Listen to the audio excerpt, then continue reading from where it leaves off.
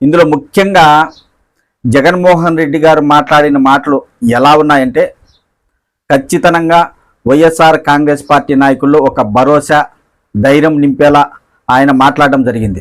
YSR Congress party ఓడిపోయిన తర్వాత, కూటమి ప్రభుత్వం అధికారంలోకి వచ్చిన తర్వాత రాష్ట్రంలో వైసీపీ నాయకులను ఎలా వేధిస్తున్నారు, కార్యకర్తలను ఎలా ఇబ్బంది పెడుతున్నారు, ఇలా అన్నిటి గురించి ఆయన మాట్లాడుతూ రాబోయే రోజుల్లో జగన్మోహన్ రెడ్డి 2.0 పరిపాలన ఎలా ఉంటుందో చూపిస్తాను.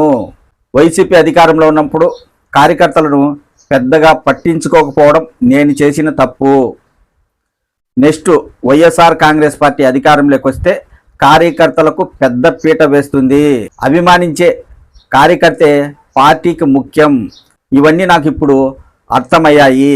ఖచ్చితంగా 2029 ఎన్నికల్లో వైసీపీ అధికారంలోకి వచ్చాక వైఎస్ఆర్ కాంగ్రెస్ పార్టీ కార్యకర్తలకు పెద్ద పీట వేస్తానని జగన్మోహన్ రెడ్డి గారు వ్యాఖ్యానించడం జరిగింది.